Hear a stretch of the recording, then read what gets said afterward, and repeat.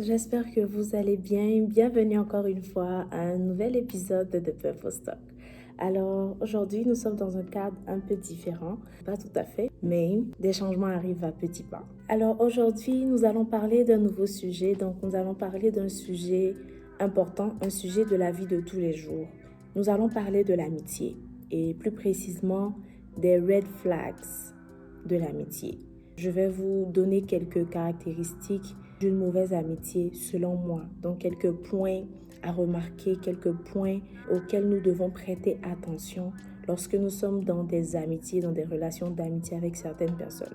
Alors, l'amitié pour moi c'est important. Je pense que c'est important. Bien vrai que je n'ai pas assez d'amis, mais le peu que j'ai me montre que l'amitié est importante. Malgré ce fait, j'ai pu observer autour de moi dans l'attitude de certaines personnes, voilà que peut-être je considérais comme des amis, ou certaines personnes qui m'entouraient tout simplement, des comportements ou des attitudes qui n'étaient pas très agréables ou qui n'étaient pas très cohérentes avec notre relation, ou des attitudes vraiment qui me démontraient que cette relation d'amitié ou le fait même que cette personne soit autour de moi ne devrait même pas être, ne devrait même pas exister, parce que la personne montrait carrément des caractéristiques qui ne valaient pas la peine. J'ai aujourd'hui quelques points, donc plus précisément 7 grands points qui pour moi sont des red flags, donc des mauvais signes dans une relation d'amitié.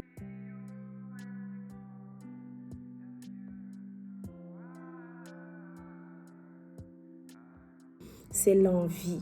Donc, généralement, lorsque on est dans une relation d'amitié, donc on est ami avec quelqu'un et que la personne nous envie beaucoup, c'est-à-dire la personne recherche toujours à avoir tout ce qu'on a, à être ce que nous sommes même à la limite, il faut vraiment que nous soyons interpellés.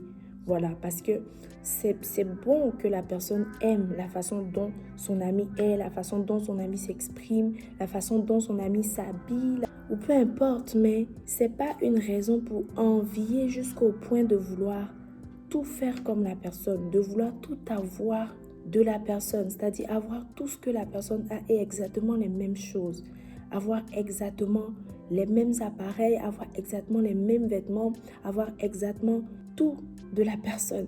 Et à la limite, il y en a souvent qui veulent même ressembler à la personne, donc qui essaient de changer leur attitude, leur comportement, leur démarche, juste pour ressembler à une certaine personne.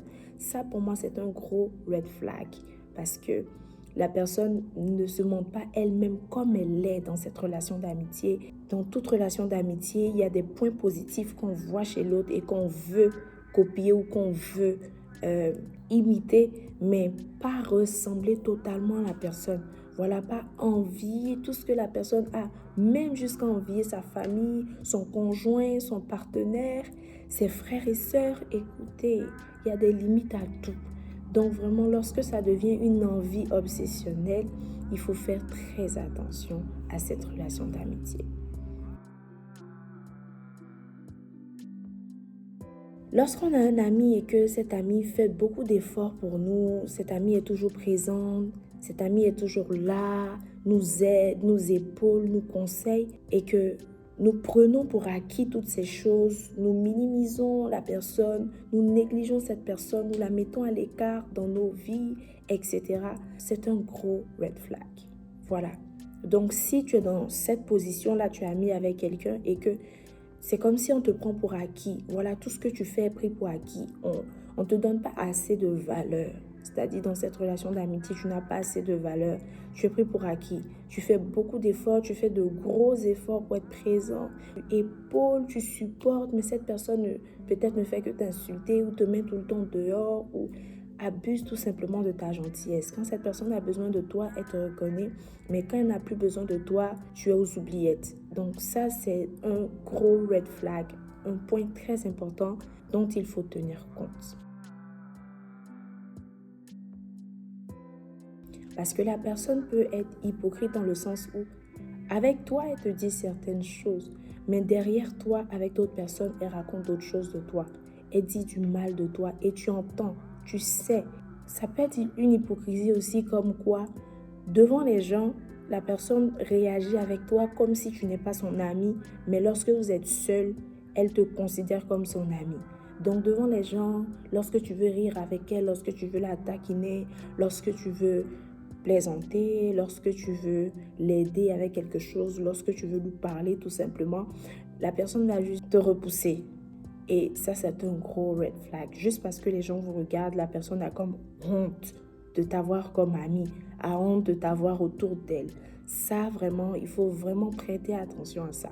Mais lorsque vous êtes seul, la personne te considère, la personne parle avec toi normalement, elle sourit avec toi, vous parlez, vous riez, vous blaguez, vous racontez des choses, la relation est juste parfaite. Mais aux yeux de tout le monde, elle ne te connaît pas. En quatrième point, c'est le fait que la personne ne soit pas contente de tes succès, de ton bonheur, de ta réussite, de tout ce que tu entreprends de bon. Voilà, du fait que tu deviennes autonome, du fait que tu te crées un business, du fait que tu commences à entreprendre, du fait que tu deviens quelqu'un, tu commences à te réaliser. La personne voit que tu es en train d'émerger d'un certain point à un autre point. La personne voit que tu réussis dans tes études, tu réussis dans ton mariage, tu réussis dans toutes tes affaires, dans ton business, dans tout ce que tu fais. Et cette personne est comme jalouse de toi. Parce que ça tend carrément vers la jalousie.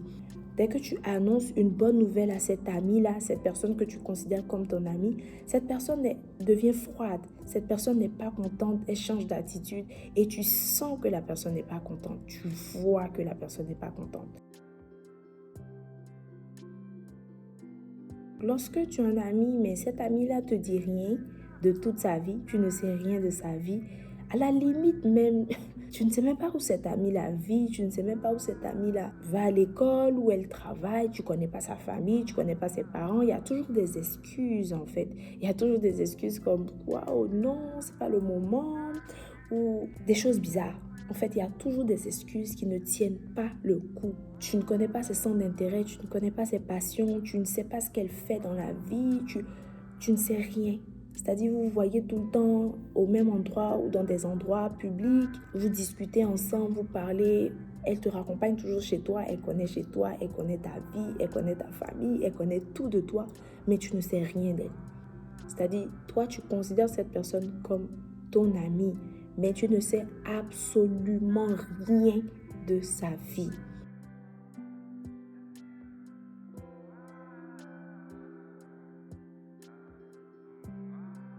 Si toujours tu as des discussions avec ton ami, mais elle a comme des propos rabaissants, ou il a comme des propos rabaissants, ou il te fait des commentaires très méchants, des commentaires qui n'ont pas lieu d'être.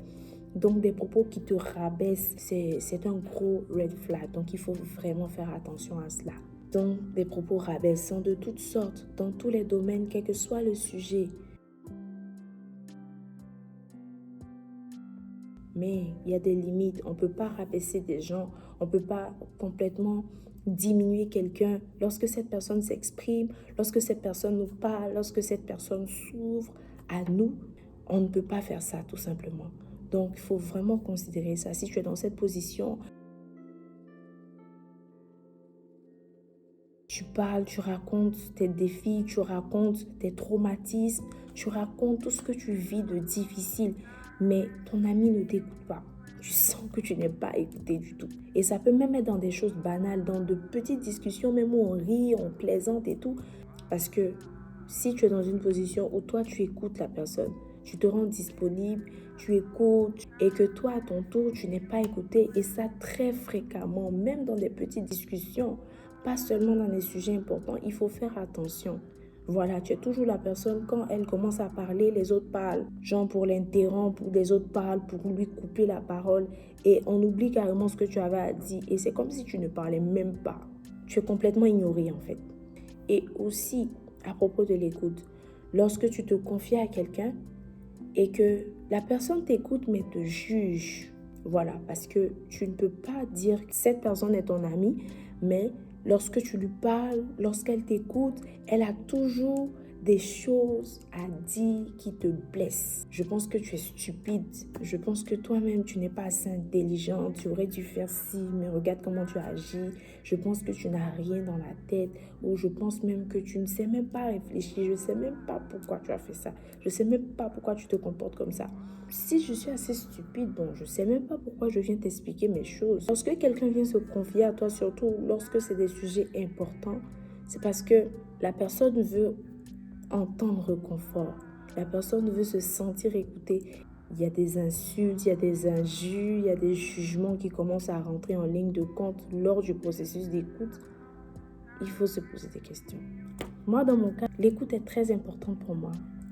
Donc, pour les personnes qui me connaissent vraiment, l'une des choses que je ne minimise pas, c'est l'écoute. Parce que moi, je ne parle pas assez. Mais lorsque je commence à parler et que je ne me sens pas écoutée, je me tais carrément. Et c'est seules les personnes qui me connaissent vraiment qui peuvent remarquer ça.